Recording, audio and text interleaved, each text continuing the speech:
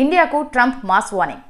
అంతర్జాతీయ వ్యాపారంలో డాలర్కు ప్రత్యామ్నాయం లేదని అమెరికాకు కాబోయే అధ్యక్షుడు డొనాల్డ్ ట్రంప్ చెప్పారు. డాలర్ స్థానంలో వేరే కరెన్సీని ఉపయోగించే దేశాలపై పన్నులు విపరీతంగా పెంచుతామని హెచ్చరిక జారీ చేశారు. అమెరికాకు ఆ దేశాలు ఉత్పత్తి చేసే వస్తువులపై పన్నులు 100% పెంచుతామని స్పష్టం చేశారు. బ్రిక్స్ దేశాల ప్రయత్నాలను తాము ఎప్పటికప్పుడు గమనిస్తూనే ఉంటామని, డాలర్కు దూరంగా జరిగే దేశాలకు అమెరికా ఆర్థిక వ్యవస్థలో చోటుండదని హెచ్చరించారు. అమెరికాకు ఎగుమతుల విషయం మర్చిపోవాల్సి వస్తుందని వివరించారు.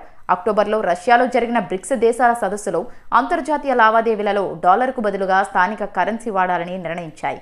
దీనివల్ల స్థానిక కరెన్సీ బలోపేతమవుతుందని అభిప్రాయపడ్డాయి. ఈ సమావేశంలో ఈజిప్ట్, ఇరాన్, యుఏఈ ఈ ప్రతిపాదనకు అంగీకారం తెలిపాయి. ఓ డిక్లరేషన్పై బ్రిక్స్ దేశాలు సంతకం చేశాయి. దీనిపై తాజాగా ట్రంప్ స్పందిస్తూ ఇండియా సహా బ్రిక్స్ దేశాలకు హెచ్చరికలు జారీ చేశారు. ఇండియాకు ట్రంప్ మాస్ వార్నింగ్. అంతర్జాతీయ వ్యాపారంలో డాలర్కు ప్రత్యామ్నాయం లేదని అమెరికాకు కాబోయే అధ్యక్షుడు డొనాల్డ్ ట్రంప్ చెప్పారు.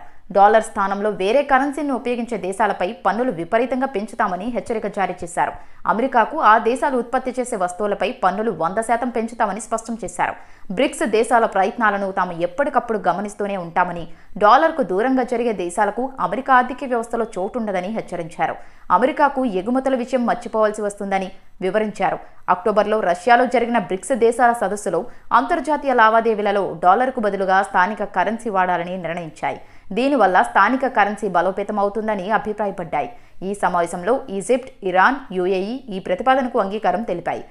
ఓ డిక్లరేషన్పై బ్రిక్స్ దేశాలు సంతకం చేశాయి. దీనిపై తాజాగా ట్రంప్ స్పందిస్తూ ఇండియా సహా బ్రిక్స్ దేశాలకు హెచ్చరికలు జారీ చేశారు.